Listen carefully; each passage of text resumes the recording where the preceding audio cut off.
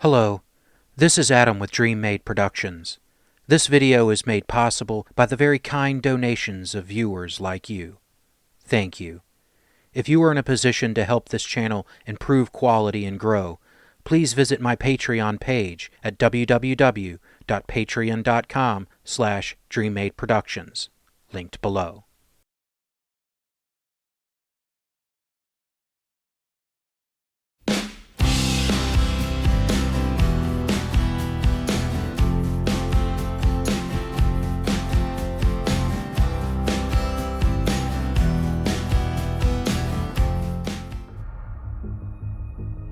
Hello! So, I was over at my mom's and we were going through some boxes and I found some stuff. I found some read-along books from when I was a kid. When I was a little guy, I had a tape player. I don't know whatever happened to it. It wasn't there, but I had several of these read-along books and different tapes and stuff for them. For those old enough to remember these things, these were really your only choice if, you know, there was nothing on the 3 television channels that there were at the time.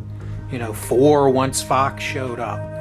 And really for a kid, there was only limited times during the day that they played cartoons or, you know, even game shows or something that was even remotely interesting as a kid. I have a tape deck. It died when I was testing one of these, so I'm gonna go pick up a spare one that's at my mom's house and listen to some of these. But yeah, let's take a look at these and I'll tell you what I remember about them. So I'm going to start with this one first. I do have the book. Mom says that she found it in a box up there not long after I left, and I just haven't been back to pick it up. This is Lost in Dinosaur World. This may sound like a Jurassic Park ripoff, but as far as the movie anyway, it predates the movie because this is 1987. Otherwise, it's a very similar story. You know, a family goes to Dinosaur World, which is like Jurassic Park, just nowhere near as adult. And, you know, the kid gets lost in the park and encounters a bunch of dinosaurs and then comes out of the jungle and finds his parents, and it's all kind of questionable whether it was his imagination or whether it's part of the park experience getting lost or exactly what happened. It came with a really cool book. I'll put a picture of it up here somewhere. It had a fold-out map of the park and stuff. This was one of my favorite tapes to listen to just because, you know, I went through the age like everybody else does where they were crazy about dinosaurs. Next up, I have The Last Starfighter and its tape. Most of these tapes were double-sided, which means that it had the same thing on each side. There were a few that I had that were longer, like Lost in Dinosaur World, that the story continues in on the back. But a lot of these have the same recording on both, so when you're done as a kid, you just flip the tape over, hit play if you want to do it again. And these were a major thing because while VCRs were around back in the 80s, they were still kind of expensive. They didn't start getting kind of cheap and readily available until the 90s. It's at least my memories of it anyway.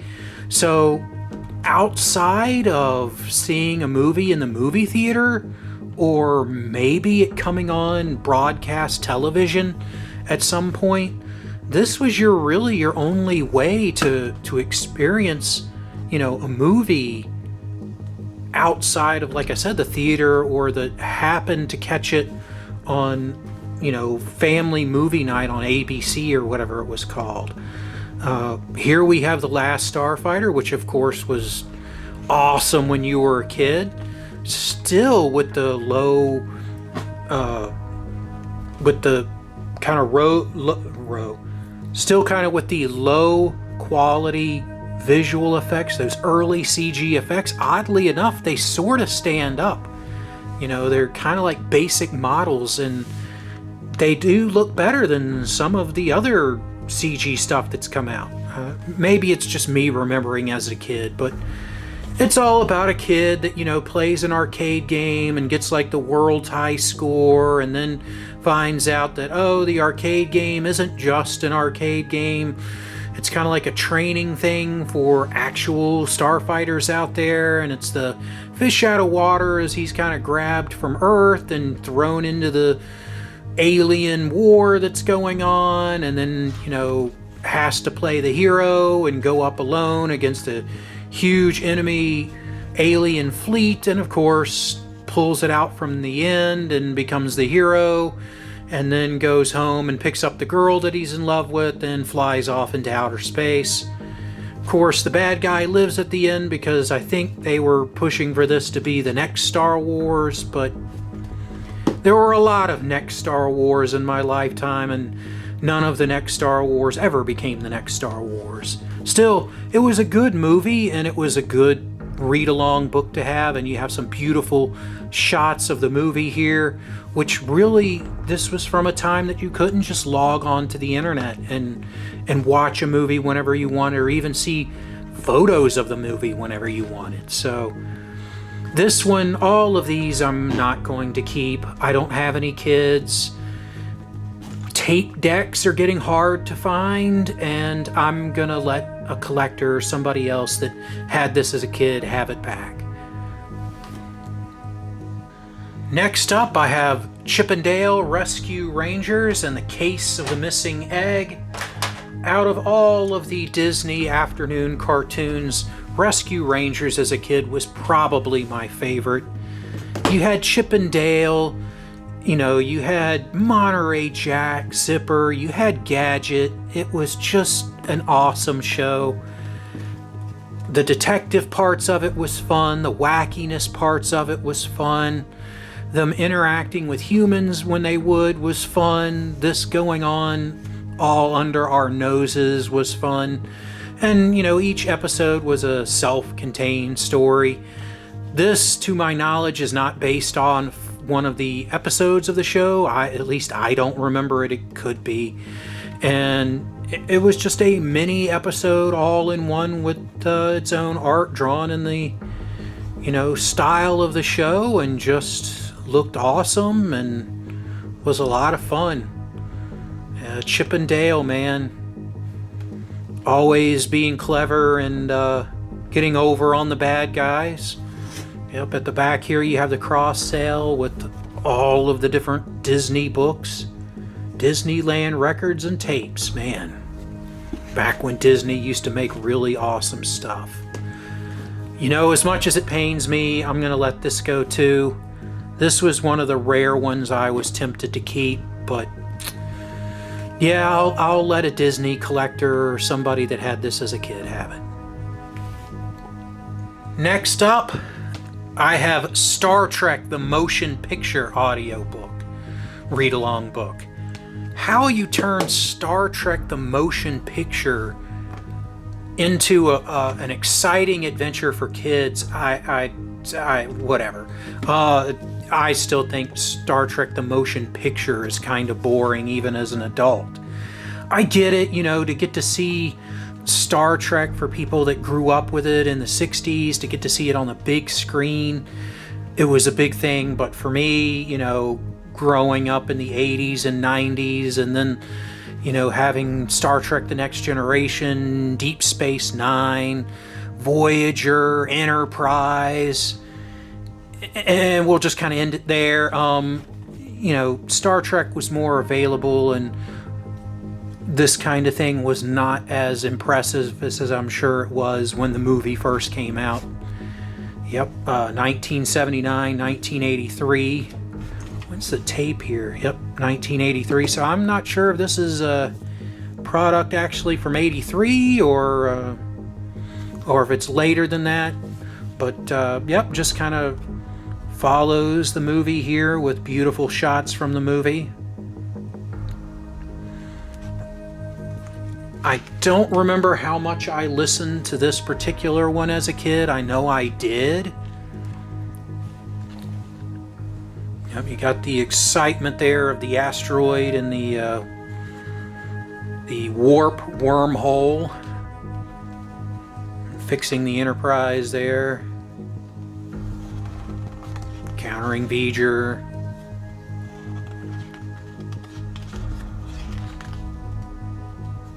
It was also cool because, you know, they took lines from the movies and, you know, shows and stuff sometimes, or had the actors read them. It was cool to have these books as a kid, like I said, when you couldn't just watch whatever you wanted at any time.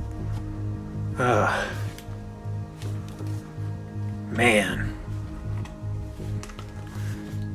Next up, I have Star Trek III, The Search for Spock. Missing 2. I never had it as a kid, and oddly, you know, that's my mom's favorite Star Trek movie is Wrath of Khan. It's probably, of the originals, mine too. I have several good ones that I like. Star Trek 3, it's okay, I guess. Missing the label on the back side there, but Search for Spock, again, beautiful artwork from the movie. Got the Seen Better Days Enterprise there next to the Excelsior. Got Klingon Doc Brown there, Christopher Lloyd, of course, before he was Doc Brown. Finding Spock, all the investigation to find out what really happened. The Grissom being destroyed, stealing the Enterprise, the excitement at the end of the movie, the destruction of the Enterprise, and then having Spock back, Kirk's fight at the end, stealing the bird of prey and ending up on Vulcan.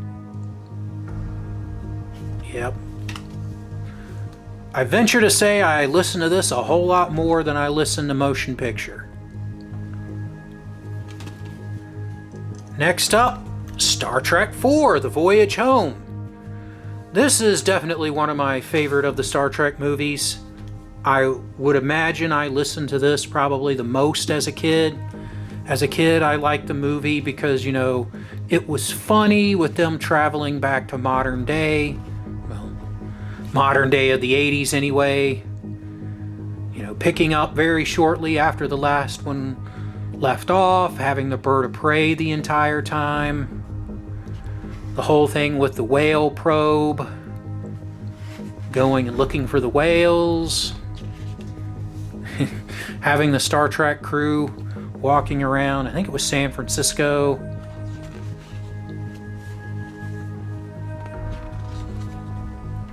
Yeah, it was a fun movie, and as you can see, again, shots from the movie. That was a cool scene with the bird of prey decloaking there.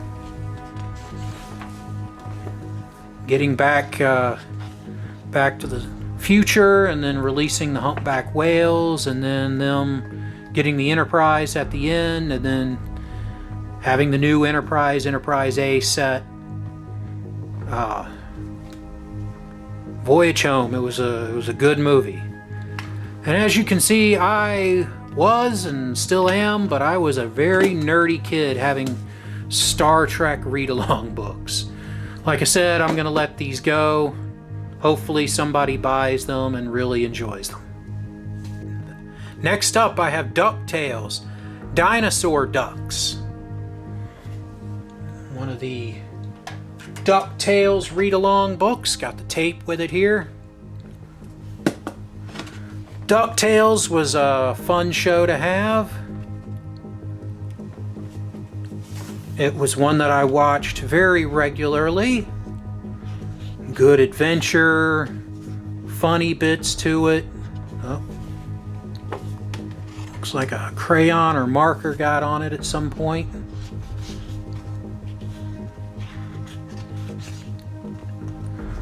Again, to my knowledge, I don't think this was an episode of the show, but honestly, I don't remember. There's a lot of episodes of DuckTales. This one was probably a favorite of mine when I was little, because again, with the whole dinosaur thing and DuckTales. Oh, back when Disney used to make good stuff for kids, man. I have another DuckTales book, Scrooge's Treasure Hunt. Honestly, don't remember this one as much.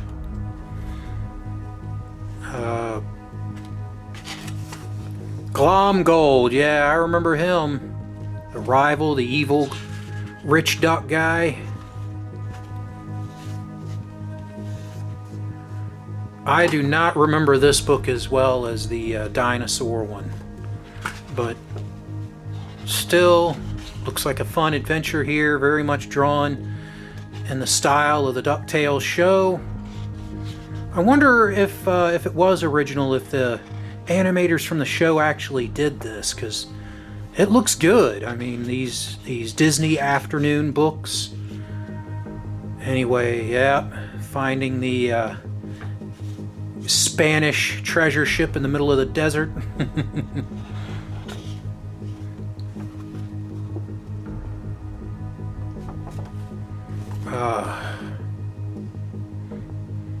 But yeah, I'm gonna let these go, and hopefully somebody that really loves DuckTales will get their hands on them.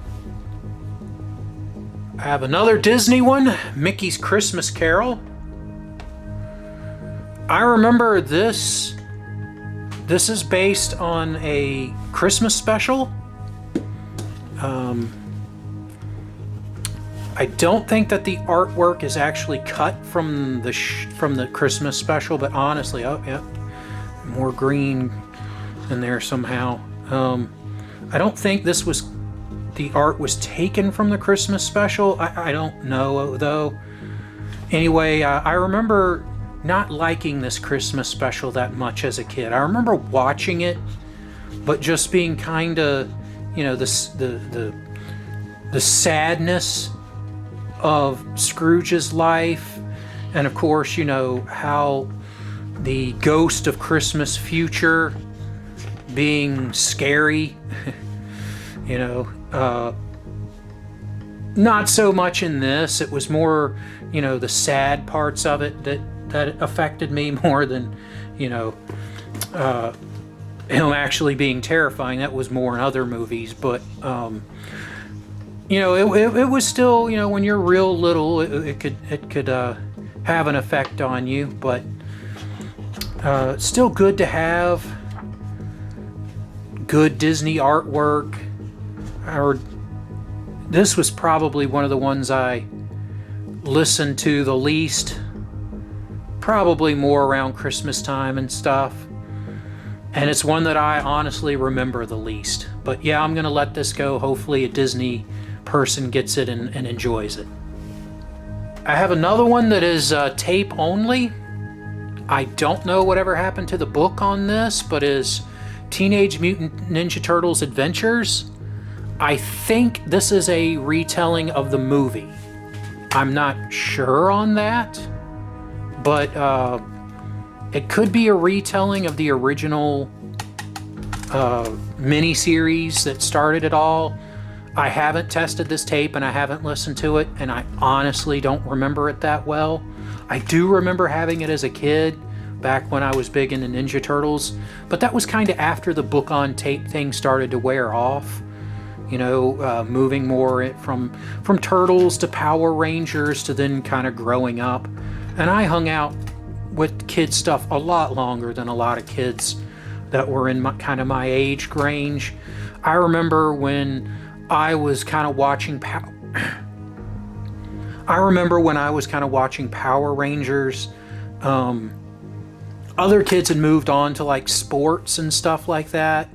So yeah, anyway, I'm rambling here. I'm going to listen to this and see what it is, and then probably let somebody else have it if they want it. And I did save the best for last.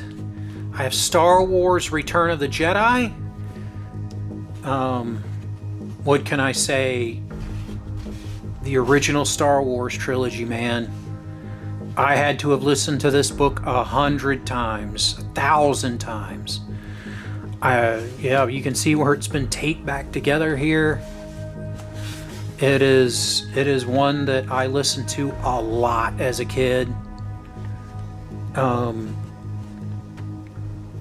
My favorite Star Wars movie is still A New Hope. It's so hard to rate them. Return of the Jedi, I don't know, it may be my second favorite. It's just so hard to rank them. They're just all so great. I do have the tape for this. It's around here somewhere. And I want to show you something else that was really special that I had as a kid. Star Wars Planet of the Hojibs. This was my favorite book as a kid because this, for me, was an original Star Wars adventure. Let's see, what's the copyright on this is 1983. So this is, God, this is before the revival that was brought about from Heir to the Empire in the 90s book series. This is when finding something Star Wars that you had not seen or heard before was rare. When it wasn't the movies, the Star Wars droids and Ewok shows, I don't remember those coming on in my area.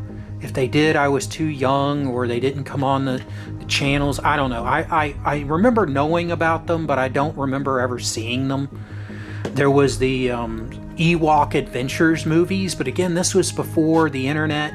This was before really VHS and rentals and stuff. So to see them on TV, for a long time, my way of experience the Star Wars movies was literally a VHS tape where it was copied off of some broadcast.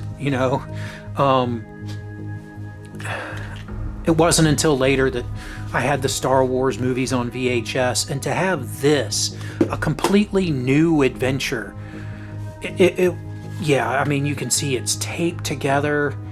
It's To Me from Christina and Jordan, 1988. Yeah, so yeah, this was bought for me long after it came out. Wow, Xmas 1988. Yeah, just look at that original adventure, original Star Wars artwork when this was extremely rare, at least for me as a kid. What would have been the novelization of the Star Wars, the NPR audio dramas, Splinter of the Mind's Eye, and I don't even know if there would have been any more books out, even if I was old enough to read Star Wars novels in '88, which I didn't even start reading the Star Wars novels until late 2000s, mid 2000s, late 2000s, something like that.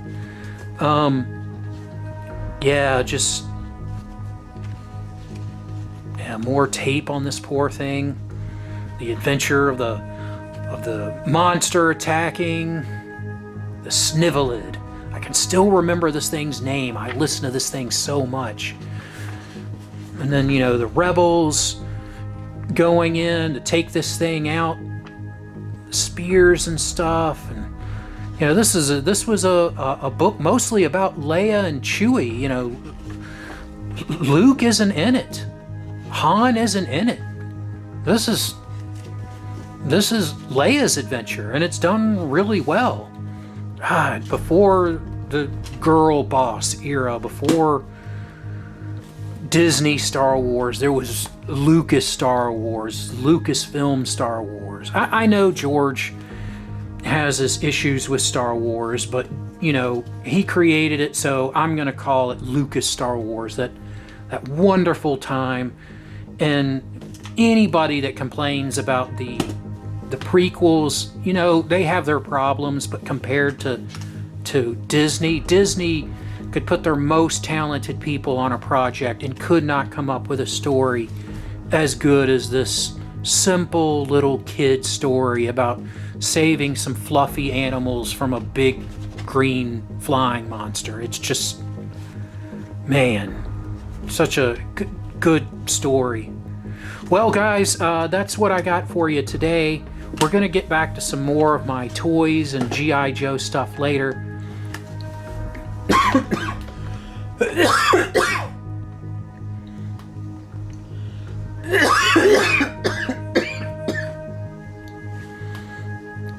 Anyway, guys, we're going to get back to...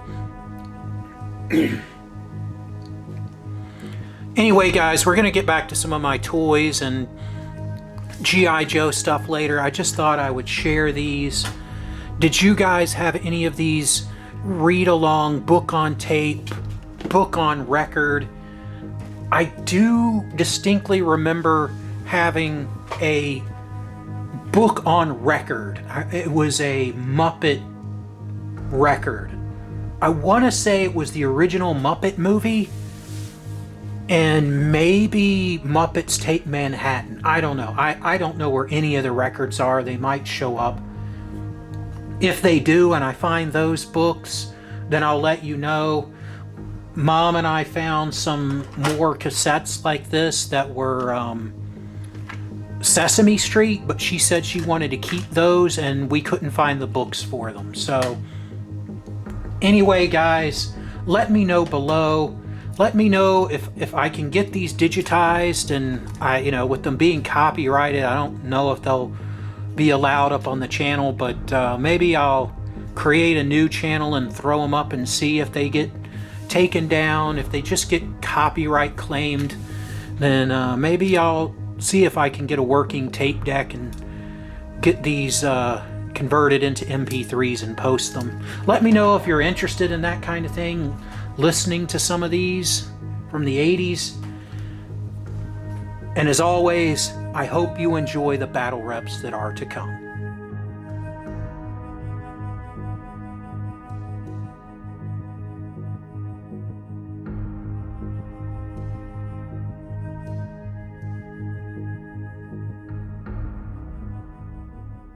Hello, this is Adam with Dream Made Productions.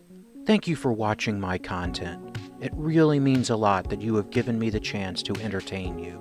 If you would like to support the channel, please visit my Patreon at patreon.com/DreamMadeProductions, linked below. Also below is a link for PayPal, or links if you would like to send crypto, if that's more your thing. Please know any amount that you give will be cherished and used to upgrade equipment and improve the channel. You can also help the channel by subscribing, turning on notifications, liking, commenting, and sharing my channel with anyone you think might be interested. Thank you again for watching, and I hope you enjoy the battle reps that are to come.